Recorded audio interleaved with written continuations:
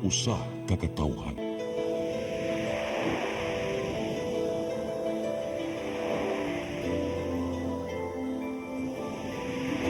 Cebu Catholic Television Network.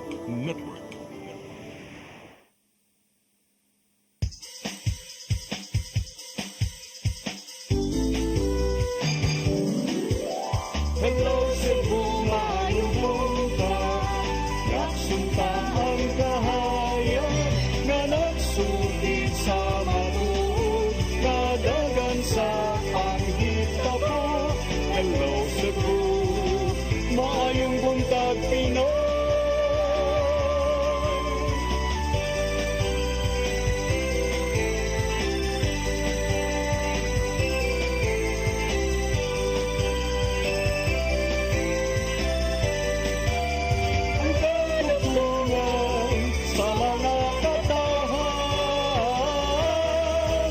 Hello Cebu,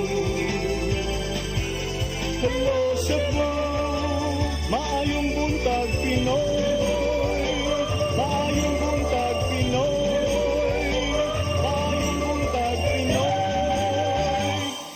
Hello Cebu, maayong buntag Pinoy. Adlaw karon nga Webes, Agosto 22 tuig 2024. Ug kami may makig-uban kaninyo karong buntaga. Sangan sa atong regular host nga si Malu Inocando Tabar, ako si Crystal Joy Filerca. Ug ako si Attorney John Destacamento. Ug atong sugdan ang atong tulumanon sa pagsuta sa atong weather update karong adlaw gikan sa Pag-asa Mactan, pinaagi ni Sir Jumer Iclarino. Good morning, sir. Yes, good morning sa atong tanan. Kini atong latest weather update karong adlaw. Storlies or init na hangin gikan sa dagat Pasipiko paday nakaapekto sa silangan bahin sa Visayas, lakip na ang lalawigan sa Mindanao. Atong weather condition sa tibuok Central Visayas, lakip na ang probinsya sa Cebu, makasinati generally fair weather, kining init og medyo igang na panahon, gawas ini na mga patak-patak na mga pag-uwan og kini localized na mga pagpangilat o pagpanugdog. Padayon ta mag-monitor sa atong mga gi-issue na mga thunderstorm advisories. Hinay nga to na sa kasarangan na hangin masinati sa Visayas, ug ang kadagatan malinawan nga to na sa kasarangan ang pagbalod. Temperatura sa Cebu 26 to 33 degrees Celsius. Ang haring adlaw mo salop alas 5:59 sa hapon, dagat mo tao mo niya alas 12:28 sa udto, muhunas alas 7:03 sa gabi. Philippine Standard Time alas 8:12 sa buntag, gikan diri sa Mactan, ug sa Visayas, DOST Jomar Clarino.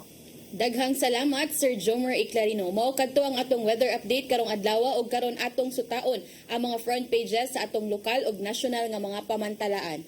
Atong sugdan sa The Freeman. For 1 year due to grave misconduct, Ombud suspends Cortez. Sa Banat News, usa ka tuig Mayor Cortez gisuspenso. Sa Philippine Daily Inquirer, Marcos heads to roll corruption-aided Guo. Sa The Philippine Star, Bongbong Marcos says heads will roll over Guo departure. Sa Manila Bulletin, Marcos, heads will roll. Full-scale probe on Mayor Alice Guo's flight underway. Ug sa Tempo, man selling baguette sex videos nabbed. Mao kadto ang atong mga front pages sa lokal ug national nga mga pamantalaan. Sa atong pagbalik, atong sayran ang mga balita nga nahipo sa atong CCTN News Department. Please stand by. Hello Cebu, maayong buntag Pinoy, maayong buntag Pinoy, maayong buntag Pinoy. Discover the beauty of the Philippines.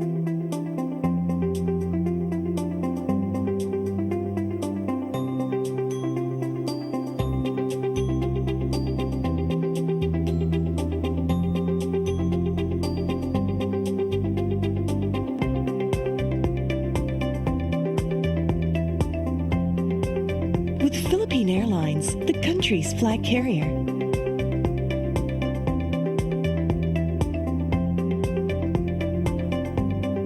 The airline that lets you feel the warmth of the nation.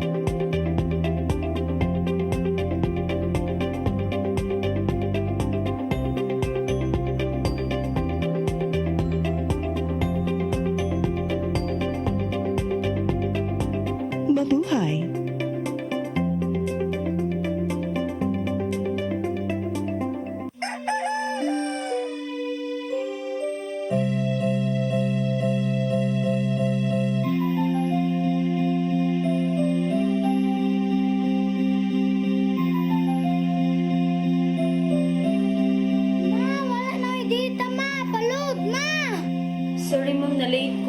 nangita pa mong gugod para internet sa kong anak ma. Ay, wala na yung problema. Pag sinisibo. Sinisibo, sinisibo, For your internet connection. and for the signal of your cable TV. So fast and straight the transmission to your home. Sinisibo. Sinisibo, sinisibo, Offers you to have fiber optics. for your viewing experience, perfect and clear so fast. So great and affordable for you to enjoy. Cine Cebu Television Network Incorporated offers fiber to the home broadband internet bundled with fiber to the home cable TV connection. Cine Cebu Television Network Incorporated with its operation in Metro Cebu and the whole province of Cebu soon. And affordable for you to enjoy. Sinisibo. Uksa! Ang sama kang tambulakan, kalit na kag-abot. Nalantigan ni ron. Gitara ko nga gamay, gamay kaayo. Gitara ko nga dako, gamay kaayo. Dailing! Sa man ang utangan nga naa na si mong luyo dito. Upamanggoy siya na ikatubang ni mo Dailing kay Tarong mo ah. nganong imong kung i-apel ni Dailing ha? Wa man ko'y labot. Kini panil nga! Kini!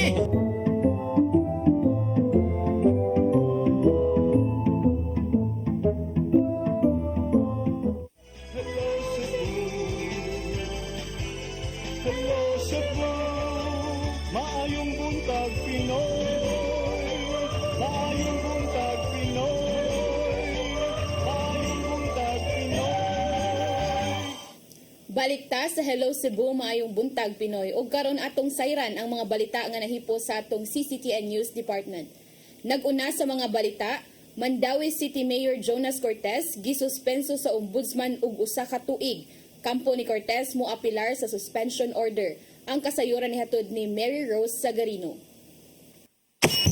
Gipahamtangan sa Office of the Ombudsman og usa ka tuig nga suspension si Mandawi City Mayor Jonas Cortez. Sa kopya sa resolusyon nga nakuha sa CCTN, giingon nga guilty si Cortez sa grave misconduct o conduct of prejudicial to the best interest of the service. Ang desisyon nagsumikad sa kaso nga gisangat batok kang Cortez nga nag-akusar kaniya sa illegal nga pag-appoint kang Camelo Basaca isip pangu sa City Social Welfare and Services ni adtong Hunyo tuig 2022. Giingong dili qualified si Basaca sa maong posisyon. Of course, sa akong opinion, dili gyud commensurate, no, because in fact kanina siya nga action good. This was already done in the previous administration, and there was also somebody who filed a case, and then there was no penalty from the Office of the Ombudsman regarding that. Same facts, no. So this was done by Mayor in good faith because he believed kanina person could help out in the office. And well, makita mo po na ito nga efficient tayo na itong CSWS, no? And it was not really to the detriment of the service or of the constituents, no? Wala bina-deprive of constituents ani sa Matud ni Kalipayan nga maapilar silang Cortez sa desisyon, gituga niya nga buga atrango siya ka tuig nga suspension. murag down kayo si Mayor ba, although naka-anticipate siya ni pero hindi po siya katuo ba nga nahitabo yun, di ba? Although ihan itong na he already made that statement, no, way back ni mo na siya nga dako yung facility nga nahitabo ni could be MR. Actually, we have not extensively discussed it with his lawyer, but I think it could be MR, it could be I don't know, sa pahilain mo, Basidapi or Si Cortez mao na ikaduhang opisyal sa Sugbo nga gisuspenso sa ombudsman. Unang gisuspenso si Cebu City Mayor Michael Rama nga gipaubo sa unom ka buwan nga preventive suspension sukad ni adtong Mayo. Mary Rose Sagarino, CCTN News. Samtang Governor Gwen Garcia ni-report sa mga nahimo niya gikan sa infrastruktura hangtod sa pagpanalipod sa kabiling. Iyang gihimugatan sa iyang State of the Province address ang kalig-on sa kapinansyal nga kahimtang sa lalawigan sa Sugbo. Ang kasayuran ihatod ni Gian Navarro. Atubangan sa mga bisita og suod niyang pamilya og higala, nakahigayon sa pagtaho si Gobernador Gwendolyn Garcia sa mga nahimo sa lalawigan sa Sugbo sa nakalabay nga tuig. Pinagi kini sa State of the Province address kagabi nga gipagayon sa Capital Social Hall diin may lanat kini og dulan usag tunga ka oras. Nag-una gyapon ang lalawigan sa Sugbo kung isgutan ang kabtangan kung net assets diin anakin ni tanan-tanan sa 309 billion pesos natong 2023. Niabot usab og 1.1 billion pesos nga total tax revenue sa lalawigan dinhi saka kini og 6%. Sa infrastruktura nakahimo ang kagamhanan sa probinsya og kapin usa ka libo ka kilometro nga provincial ug barangay roads. Nahuman usab ang bulk water projects ngadto sa 12 ka mga lungsod nga may kantidad og 2 billion pesos aron maalagaran ang hangtod sa 60,000 ka mga panimay. Oh yes, I have to upgrade that. That's 38 more water supply clusters in 11 LGUs that are being programmed and scheduled for procurement. Naggalay ng probinsya sa private sector aron matuman ang pipila nila mga programa ug proyekto. Sama na lang sa pagbaton og dugang dialysis units sa provincial and district hospitals. Ingon man pagtukod sa pipila ka mga dagkong infrastructure projects sa lalawigan. Padayon usab ang mga nasugdang programa sama lang sa Sugbusog Program, Sugbo Kahanas, Sugbo Negosyo ug uban pa. Giatagan og pagtagat ang kaayuan alang sa dulan 1 million public school students entero probinsya. Gikan kini sa paghatag sa libreng school supplies hangtod na sa pagpakaon nga libre matag ting klase. Gihimugatan ni Gobernador Garcia ang kamahinungdanon sa kabilin kun heritage sa probinsya. Sama lang sa upat ka panels gikan sa Bolhoon Church diin, gipanghunaot niyang tumano ng saad sa National Museum of the Philippines nga iuli na sa tinuod nga tag-iya. Apil ang pagsupak sa bus rapid transit stations diin, nagbabag kini sa hulagway sa palibot sa Capitol Building nga protektado sab sa mga balaod. No threat of suspension of this governor will stop me from demanding what is due the Cebuanos under the law and as our cultural heritage. Gipasigarbo usab ni Garcia ang partnerships sa lokal ug international partners. Sama lang sa Sisterhood Agreement sa St. Petersburg, Russia diin isip bugti may bisita dinhi sa Sugbo karong semana alang sa managlahing kalihukan.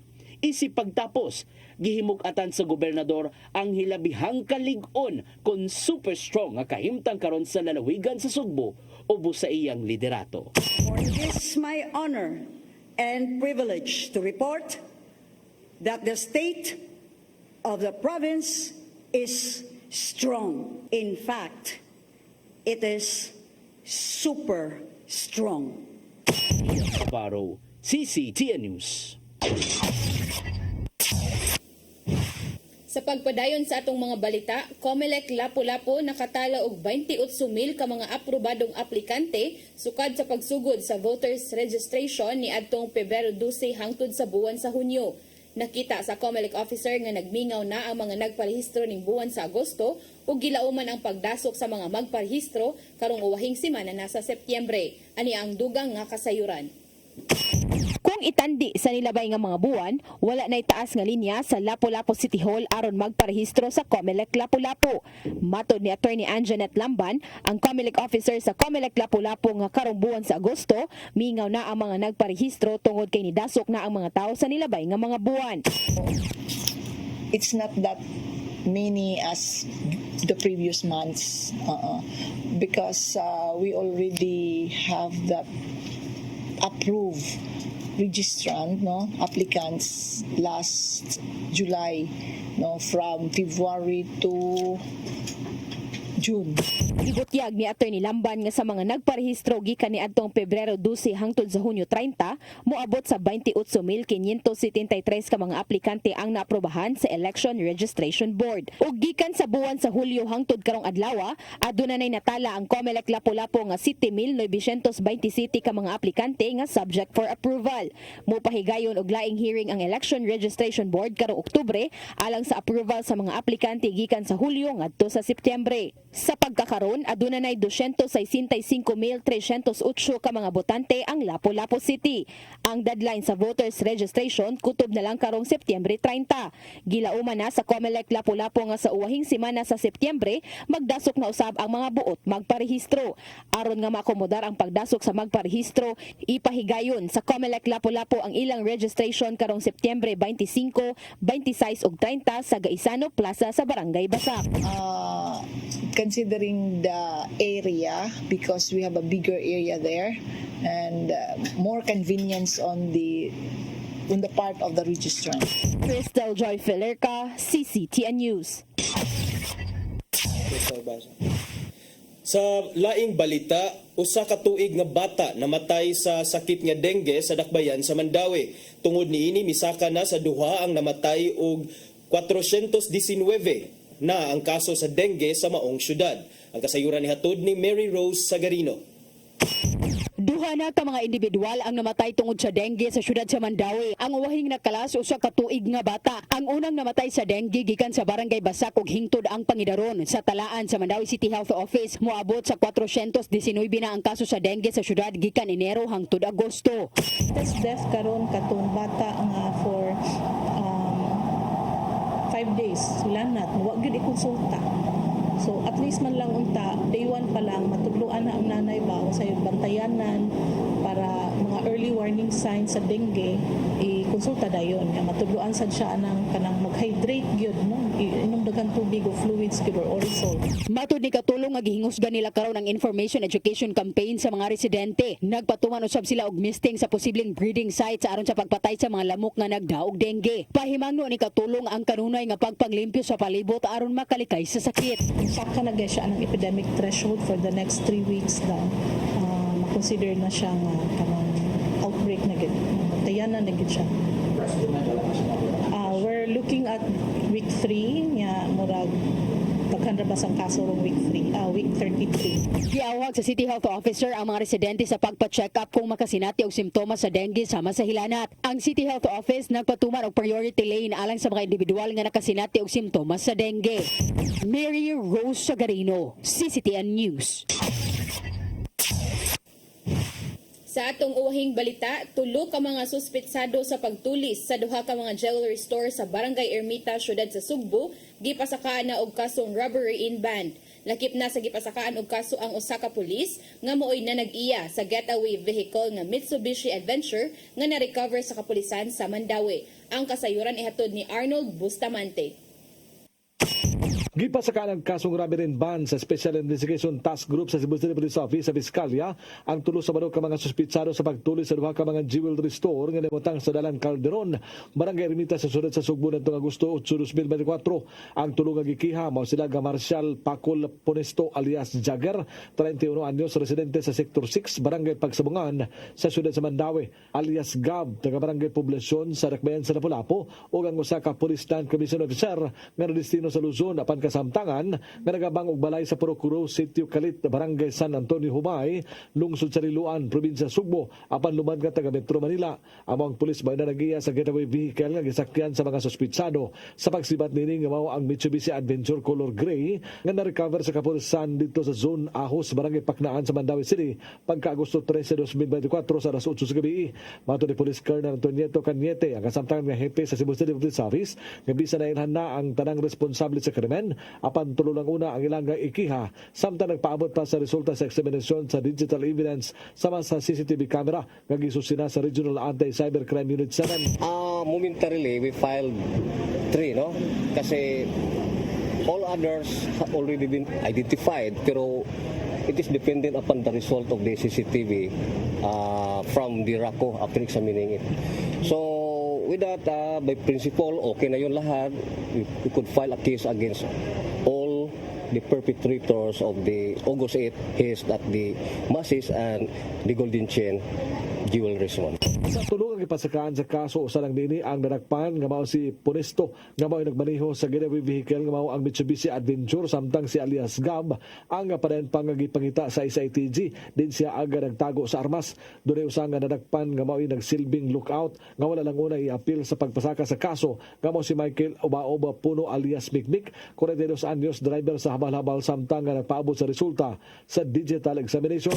Hindi pa, but we also arrested another na kasama din nila, but we cannot still link this time because of the official, we are waiting for the result of the official CCTV examined by the RACO. Pero pag-release noon, sir, 90% he will be linked, arrested already. Kasong kriminal nga gipasaka sa kapulisan sa usa ka pulis nga destino sa Luzon, nagatubang usab kini kasong administratiba subay siyang kalambigitan sa mong krimen. Atol sa pagpasaka sa kaso, personal nga miadto sa Cebu City Prosecutor's Office si Cebu City Acting Mayor Raymond Alvin Garcia aron mutan-aw sa dokumento nga giduso sa SITG. Giday ni Garcia ang mga pulis sa Dakbayan Sugbo kasunod lang sa kapin usa ka semana ilanang napasakaan og kaso ang mga suspitsado. So I commend them for a job well done.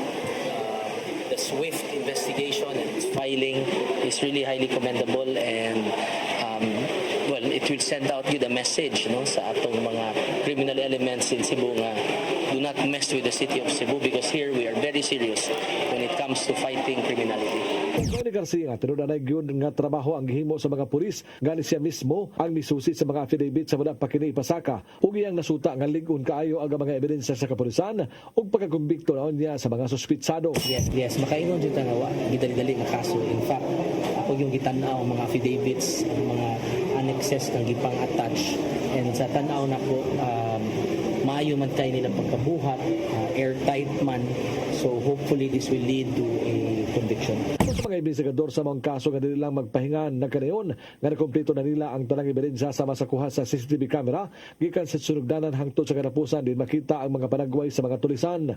Tungod din dahilan nila ang 8 ka mga suspitsado din ang 5 niini mga local boys nga nalabigit na usab sa lain-laing krimen. Arnold Bustamante, CCTV.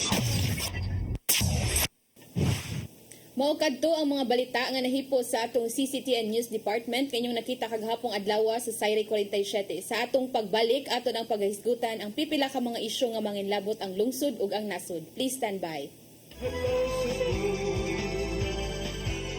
Hello Cebu, maayong buntag Pinoy, maayong buntag Pinoy, maayong buntag Pinoy. Discover the beauty of the Philippines.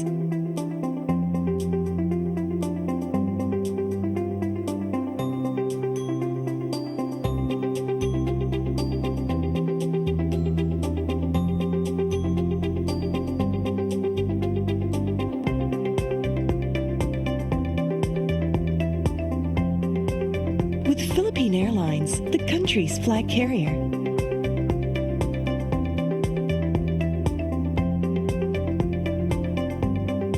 The airline that lets you feel the warmth of the nation.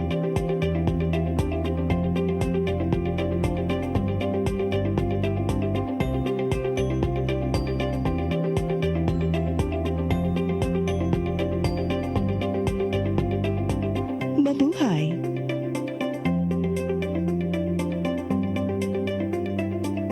Miko George! Oh, ako? Naon sa maning tanawan niyo? Kalma lang ni Godido. Sila Godido, mga mas susuling. Sa'yo na lang. Oh, kano sa ba ka mumubutan? Murag mao siguro na inyong hiwata. Oh, pagtagsa mo ni.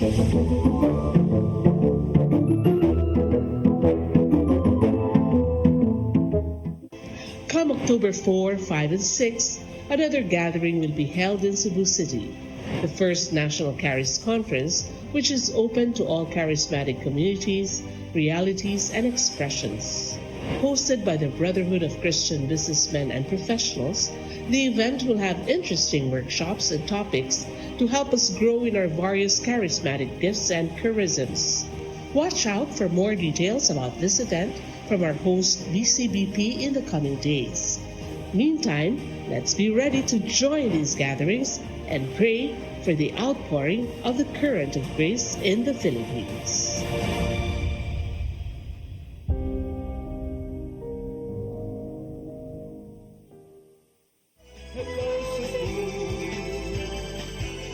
Hello Cebu, maayong buntag Pinoy, maayong buntag Pinoy, maayong buntag Pinoy.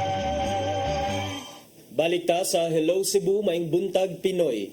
Arita sa tong paghisgot-hisgot partner niya atong sugdan nining taho nga gisuspenso sa Office of the Ombudsman si Mandawi City Mayor Jonas Cortez for 1 year partner. Nga marag maugod na ang nibuto nga dakong balita kagahapong adlaw partner sa udtong tutok.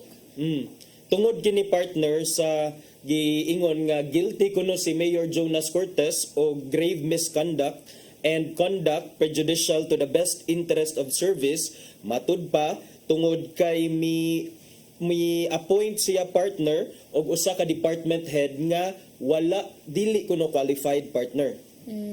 Pero ang sa in defense pod naman nila partner kay mga pod ilang nakita nga murag best person nga ibutang ana kay to help nga kuan nila ilang pagserbisyo ba kay sa CSWS manino nga kuan si Camilo Basaca Jr. Kana gi-appoint ko no si Camilo Basaca Jr. isip head sa City Social Welfare and Services partner even though Mr. Basaca was not qualified for that position, and because of that partner gipahamtangan siya og usa ka tuig nga pagsuspenso niya. Kaganina sa report ni Mary Rose nga miingon si Attorney Kalipayan nga ang city administrator nga kuan ko no murag too much ra kaayo ang 1 year for the wrong appointment.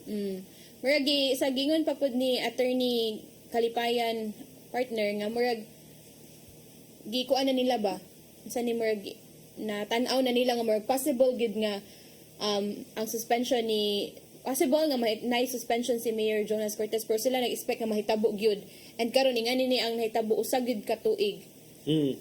That is right partner. So kani murag nakita na nato partner no nga murag something is fishy diha sa Mandawi kay una dunay katong balita nga si Mandawi City Treasurer Regal Oliva ipabalhin didto sa somewhere in Metro Manila, when in fact si Attorney Regal Oliva has been serving as the treasurer of Mandawi City for the longest time.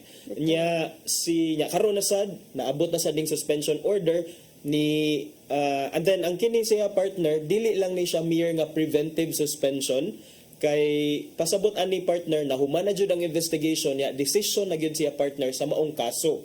Kaya katong preventive suspension partner kuan man to siya para man unta to mo pave way sa investigation, pasabot ana i-suspensa ka kay wala kay para mupadayon ang investigation, dili ka maka-tamper og evidence, dili ka walay conflict of interest, dili ka maka pang maybe harass og mga witnesses, dili makaapektahan ang dagan sa investigation. But kini dismissal nga penalty na gyud, he was already found guilty. But sa gipagawas gapon pod partner nga mo file og moduso og motion for reconsideration ang kampo ni Mayor Cortez. Is it possible nga naa pa ni chance nga mabawi iyang suspension? Yes partner, kanang motion for reconsideration is always allowed under our rules of court partner no. Kung dunay decision dili magyud na siya mahimong final and executory unless in certain cases except in certain cases unless mo file ka og motion for reconsideration, and then once nga ma-resolve na ang motion for reconsideration sa Office of the Ombudsman, there are still other courses of action nga pwede sila mo appeal to higher level nga courts, pwede sila mo adto until maabot sa Supreme Court. So kung maabot ang time nga ang ilang MR or ang ilang appeal kuan gyapon i-junk gyapon sa higher level nga court, then that's the time nga kaingon ta nga final and executory na ang decision. But wala man gi-state partner no kung kano sa siya effective ang maong suspension order. Wala pa tay kopya partner sa suspension order kay murag bag-o pa ni siya, kagahapon pa nakakuha og kopya ang media, but doon na sa gipagawas nga official statement ang kampo ni Mayor Jonas Cortez partner kagahapon in response to the dismissal order against him. Matod pa niya partner nga the Ombudsman's decision on the administrative case involving myself and Mr. Camilo Basaca, our previous CSWS OIC, is a matter of deep concern. This is not just a difficult personal moment for me, but a challenge that touches everyone who has dedicated themselves to serving our city. Sumpay pa na partner kay my decision to designate Mr. Basaca was rooted in a commitment to enhance the services of the CSWS. His extensive experience and unwavering dedication were seen as vital to our mission of serving the people of Mandaue. Every decision I make is grounded in what will best serve in our community, and this was no exception. Puno po sa partner nga while the ruling presents a significant challenge, I remain resolute in my dedication to Mandaue and its people. We will pursue all legal avenues available to contest this decision, ensuring that our commitment to service remains strong and unbroken. Og iyang last statement partner, kiningon siya, rest assured we will not waver. Our fight for justice and the well-being of our fellow Mandawihanons will continue, grounded in our shared values and enduring trust. Thank you for standing with us as we navigate this difficult path. Kaya I guess murag sa kaning mga post lagi gahapon sa mga digital media na to partner kay daghan pud ang ni kuan didto murag ni dapig pod sa mayor. Pero although di po na ito malikayan nga naapoy mga niingon nga dapat lang kay kana laging sa po nila mga gipang kuan. Pero di klaro ba ito ni Attorney Kalipayan nga wala daw ni kalambigitan sa korupsyon o may kalabutan sa pondo sa panudanan sa Mandaue. Kana mo na ang iyang gi-emphasize kagahapon nga this is not in any way related to corruption.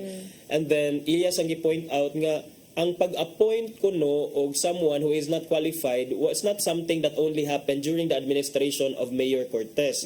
Ingon siya kaganina sa report ni Mary Rose nga in the previous administration gibuhat man sad ni do naman say kaso pero nganong na-junk man to by the ombudsman itself gihapon. And then karon what makes this a different case nganong lahi man ang decision karon when it's more or less the same set of facts. Unya nganong gidismiss man hino ng mayor. So muna nga mo file yun sila og appeal ilang appealar siguro or file silang motion for reconsideration to the decision of the ombudsman dismissing Mandaue City Mayor Jonas Cortez partner. And sa atong na kuan po partners, Mayor Jonas Cortez is the second mayor diri sa Cebu nga na suspend after suspended Mayor Michael Rama. Yes, but ang katong kang Mayor Michael Rama in Cebu City partner preventive suspension pa to siya for 6 months. So after 6 months, I believe nag-start to siya implement May. So maybe by October, November, mahuman na niya serve ang iyang preventive suspension, makabalik na si Mayor Michael Rama sa iyang office.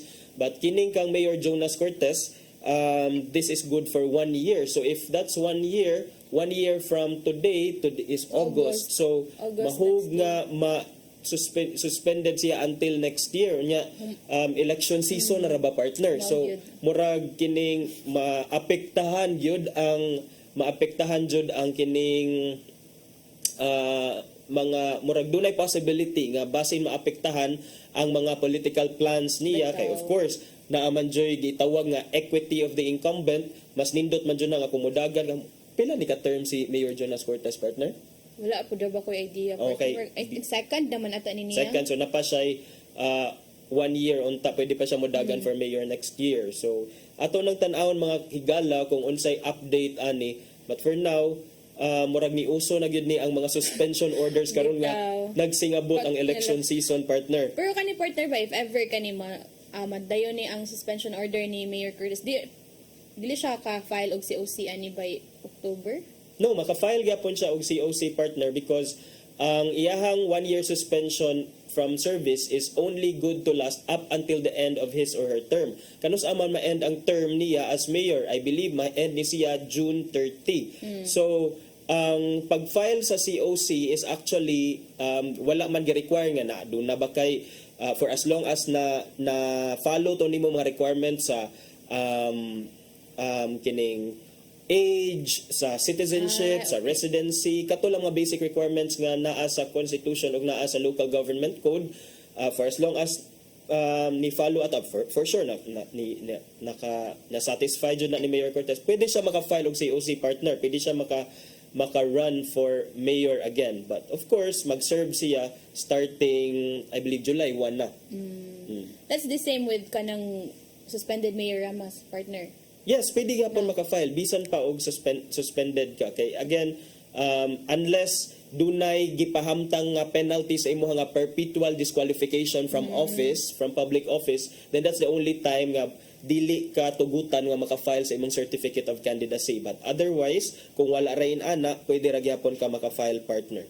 Okay, so ato ning atngan partner unsa ka ni atong update karong adlaw ani. So ato lang tutok lang mo sa CCTN 47 kay I believe karong adlaw na ni update si Miss Mary Rose Sagarino for unsa na kay mga laka nga gibuhat sa kanang mga abogado ni Mayor Cortez. Okay, nya arita sa lain nga hisgutanan partner. So kung dili ASF or African Swine Fever, unsang misteryohang sakit ang nitakboy sa ginatos ka mga babuyan, kababuyan sa Intero Sugbo, particular na diri sa Midillion.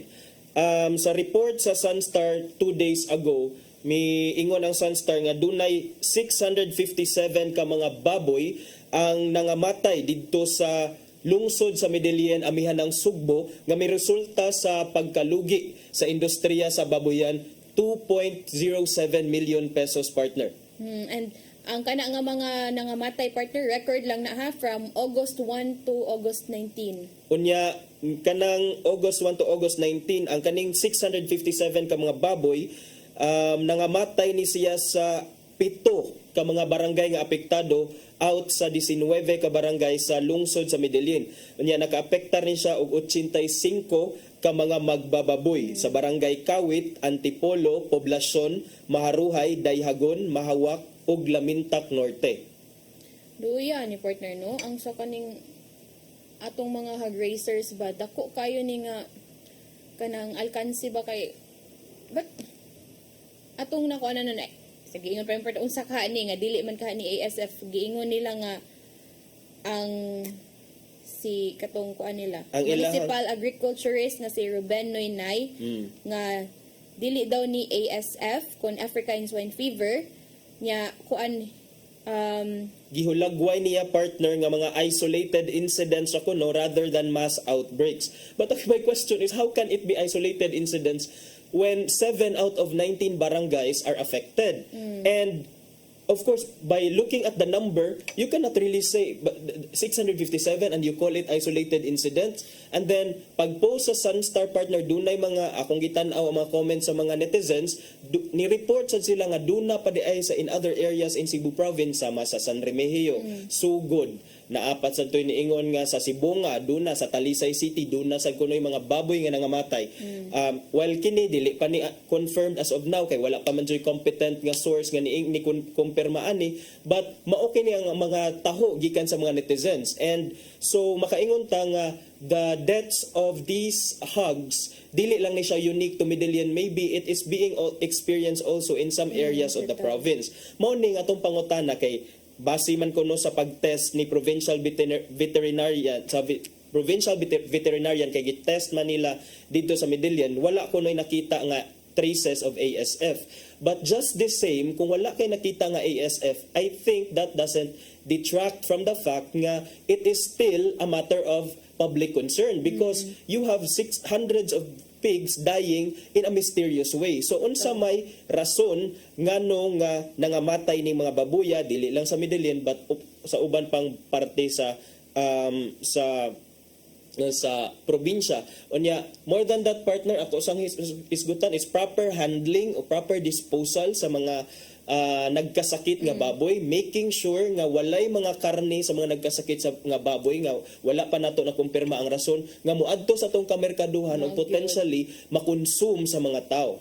Yeah, so hopefully ilan ang gikan ng agree to that partner nga gitarong ni nila or kanang unsay tawag ani gi-strict nila ba, gistrikto. stricto nila nga kanang ang gi-make sure nila nga ang kanang mga karne nga gipang baligya sa merkado kay kanang mga healthy food nga mga baboy kay na dili ni nila pahugtan asa man ni padung samot na ni ang effect ani sa mga tao kay if gikan sa baboy nga sakit unya ang apila pud ang mga tao So karon daw partner unsa man say gibuhat sa Municipal Agriculture Office kuno ngadto sa Medellin, focus kuno sila on disinfecting affected farms and educating hog raisers on disease prevention. Kay matud pa ni Noynay partner, in their past inspections ilang nakita nga unsanitary kuno ang mga condition dito sa ilahang mga babuyan, dito sa ilang mga partner ba kaning sa ilang mga piggeries hugaw kuno kaayo, which according to Mr. Noynay contributed to the high mortality rate. But just the same partner na tong panawagan unta nga ma-explikar na to kung unsa ni ang misteryosong sakit kung dili ni siya ASF kay it is affecting although ni assure man sad nga wala pa kunoy problema, wala pa kunoy shortage sa baboy. Maybe wala shortage sa baboy kay wala say mo palit kay nangahadlok naman mo palit kay tungod aning mga balita nga kuan nga dunay mga nangamatay. And ingon pa sila partner nga nagpabilin gihapon ang presyo sa baboy pero pila pa I think mga 300 naman ata. 300, 330 gihapon partner. Mahal kaayo. Mahal kay so unsa man isda na lang taan ni partner. Nautro man pud ang isda partner mahal ka. Mahal gyapon ang isda. Mala murag musunod na jud tas ko ani sa nada nga 64 pesos a day. Murag kana jud partner kinahanglan na gyud tab di mo lapa sa 21 pesos kada kaon nato ang atong paita ani partner. Bitaw. But I guess mao na atong kuanon partner no nga dili lang siya sa Medellin but sa gingan pa nimo napapud sa uban mga lungsod nga wa pa ta kay baw nga wa pa day na balita, wala pa ni dito na suta. So kana I guess katong report sa Medellin murag mao ra tong nahimo nga kanang opener sa uban nga nakabasa nga uy diri man pud sa amo dili lang sa inyo ha. So wa ta kay baw pila pud ka mga baboy na ang nangamatay sa uban nga mga lungsod. Kana partner. Kanya partner na I heard nga napadad-an naman ko ng kopya sa isang kaibigan nga storybook si Senator Risa Hontiveros kagapon. Yes, mo to ang very demure, very mindful. Kabak kita kasi yung kanang background music partner. Nilaro man oy. Unsa man to partner? Ang unsa man partner? Unsa tan-aw nimo pag open man kuno nimo dako man kuno ang picture ni Vice President Sara Duterte. Wala ko kita sa kuan partner. Kita na day naong ni. Pag nag-post man good sa official page ni Senator Risa Hontiveros sa portions of the book niya. One of the photos nga itong gi-post kay katong dagway ni VP Sara nga author sa isang kaibigan or a friend. Nya dili lang kana partner, doon na sa mga istorya kuno nga murag kining mura mo kunog dunay kaanggid-anggid sa istorya ang katong a friend istorya sa owl nga nakaamigo og parrot ni Inday Sara murag dunay lain nga unsa to book or story kuno nga kapareha og istorya niya. Same good unya ang nakuanan sa mga kuan partner kay same pud ang karakter mao pud owl og parrot man ni di ba? Kana pero gipasabot sa kampo ni Vice President Sara Duterte kagabi nakabasa ko sa iyang official statement partner nga oy kaning dili unsa to yang kuan partner atong klaruhon diri kay nato siya giingon bitaw sa iyang statement. Iya man tong gihimakak partner nga dunay something nga pagpangupya ana siya mga kababayan. Unsa ni iyang ingon partner? Niingon siya, mga kababayan, napakadaling sumulat ng maikling kwento batay sa sariling karanasan. Hindi na kailangang mangopya pa. Ang proyekto ay para mahikayat ang mga bata na mahalin ang pagbabasa at sumulat ng sarili nilang kwento. Hindi ang libro ang problema ng bayan kundi ang kahinaan sa pagbabasa ng ating kabataan. Abangan ninyo ang susunod kong isusulat na libro tungkol sa pagtataksil ng isang kaibigan. Unsa man? Murag mahimon ning author si Vice President. After sa iyang pagka DepEd Secretary partner murag ma-author na nigid ni siya. Kay unsa ka ang nag-inspiration niya ani iyang sumusunod nga libro partner nga pagtataksil ng isang kaibigan, murag na intriga ko ani partner da. Amo na imong giingon partner nga naay naong niya sa kuan sa Oh, mo libro. na siya ang naong niya naa sa libro. Mo ni iyang giingon nga you are just politicizing Miss Senator Risa Ontiveros because my name is there. And then magkit-an man ni sa mga ginikanan sa mga bata nga mga botante sab. So mo na partner. Sa akong mga nabasa gapon partner, kanilaging sa social media nga mga kuan, di ba title isang kaibigan. And then murag ang kuan na ni kay kanang bagyo-bagyo lagi. Inay ni tabang. Ang kuan sa mga to kay as we remember partner katong previous nga bagyo, latest man siguro to nga bagyo niya kani sa VP Sara is ni adto sa laing country while diri ang Philippines Adto lagi kuno sa Germany kay unsa man to ang ingon kay mo ni tan-aw kuno concert ni Taylor Swift. Agoy. Tinuod baka na. But mo to at the time nga where we were going through a typhoon here in the Philippines katong sa Manila katong grabe ang pagbaha dito sa Manila in town, Metro Manila. Nigawa siya but that's the Vice President's prerogative man kay if ni kuan gyud siya ni file siya off from work paraan na I think that's right. Pero basin sad og timingan lang sad nga kining dunay bagyo. Pero kana lagi di po dato malikayan ang mga tao nga mag-speculate. Oh, about sa kanang isang kaibigan nga kanang naa sa kanang willing to help ba in times of calamities and then sa iyang pero okay, so ironic siya. Kaayo. Pero sa gingon pa niya dali ramdam mo og bitaw actually kay murag duna sa tuy gamay nga bashing sa linya nga napakadaling sumulat ng maikling kwento batay sa sariling karanasan. Dali ra ko no partner para niya magsuwat kay according to professionals murag lisod man sa VP oy di man inana kasayon. Bitaw. Pero basta expertise day siya iyang kuan na siya expertise sa basig passion sa gyud ni VP Sara unya dayon kining duna sa koy mga nabasahan partner nga nganong instead nga ikaw ang imuhang libro ang i-publish and then mag-spend ta og 10 million para sa imong kaugalingon nga libro nganong dili libro sa mga more prominent, more expert people and authors in the Philippines, and we have a lot partner mga creative writers in the Philippines nga mga writers nga pambata. We have a lot in the Philippines. So nganong dili man silang atong i-promote nganong ato amang kaugalingon atong i-promote, which I also think is a legitimate question to ask. Yes, kay I guess murag ilang gi-promote ani nga kanang mahanas ang mga bata sa pagbasa, diba? So naman siguro yung mga other ways, yes. Sa ganyan pa naidagan mga creative writers diri nga kanang maka-express fully unsay or kanang in any way maka-help pud sa mga bata or bisag mga Tagalog man to partner, bisag siguro mga English pud nga mga kuan ba mga books nga pwede pud maka-help sa mga bata. But again, ato ring tan-awon partner unsa kay naban ni hidden agenda or what kay daghan pud ang bashing bitaw sa kuan kay self-authored unya karon padong na kanilaging magkaduol ng election partner mo lang. Sa mga partner. Magkaduol gano man kung magkaduol ang election partner. Basta kabaw na ta na partner. Okay, sige. Nagkaduol sa dang oras partner 11:55 na so 11:50 nag-una. 9:55. Nagdali man siya sa paniod to akong partner oy. Sige ato nang ipadangat ang pulong og kinabuhi ni Tatay Dudong Limchua.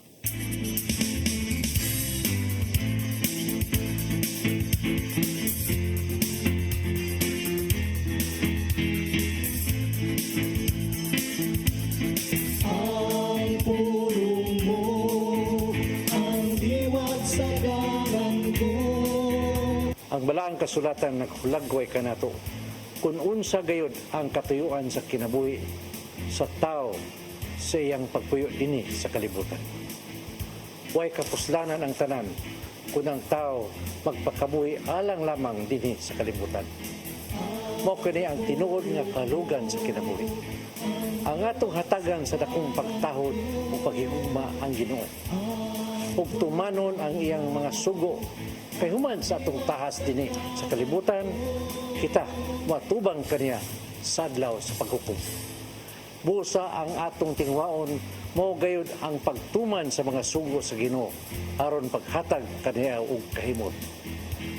Sa Juan 6:27 nag-ingon, Ayaw ka mo paghago alang sa kalanon nga magdunong. Kung dili sa kalanon nga mulugtad ngadto sa kinabuhing walay katapusan. Kini ang atong himuon nga tuyo ug tumong aron dili makawa nga atong kinabuhi dinhi sa kalibutan. Aron dili kita mahisama ni atong pasumbingay ni Hesus sa dato nga buang-buang nga atong mabasa diha sa Lucas 12:13-21. Tungod kay daghan naman kayo ang iyang abot, nagtukod siya dakong kamalig aron didto tigumon ang tanan niyang pagtangan. Apan ang Dios mingon kaniya, "Oy buang, nini gayong kabiyona, ikaw mamatay." Sa Juan 12:25 nag-ingon, ang magmahal siyang kogningong kinabuhi, mawadaan hinuon nini. Apan ang dili mahinugon sa iyang kinabuhi, ining kalibutana, magpatunhay nini alang sa kinabuhing dayon. Mo kini ang pulong nga maghatag kanato giya sa atong kinabuhi. Pagampo kita. Langitong Amahan, karon nga nasayod na kami kung unsay among katuyuan dinhi sa kalibutan, kami nagaampo nga imong tabangan sa among mga paningkamot nga makatuman kung unsay imong kabunguton kanamo.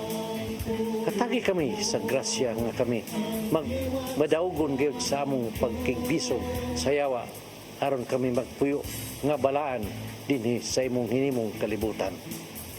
Amen. Sa ngalan sa Amahan, sa Anak, sa Diyos, Espiritu Santo. Amen. Ang pulong mo, ang diwag sa dalan ko. Pulong og kinabuhi ni Tatay Dudong Limchua mo'y nagtapos sa atong tulumanon. Ato sang pasalamatan ang Philippine Airlines. Yeah, thank you Sab nilang Archbishop Jose Palma, Nanay Diana Limchua ug Tatay Dodong Limchua. Thank you Sab Sir Dennis Sabtabar ug sa atong TOC Sir Robert, Ma'am Inday, Sir Matmat ug Ma'am Joanne. Sir Michael, Sir Rodel, Sir Raymond, Sir Bruce ug Sir Ferdy. Thank you ninyong tanan. Daghang salamat sa inyong pagpakig-uban namo karong buntaga. Sangan sa atong regular host nga si Malu Inocando Tabar, ako si Crystal Joy Fellerca. Ug ako si Attorney John Destacamento. Uban ni gihapon mininyong ugmang adlaw sa programang Hello Cebu, may buntag Pinoy.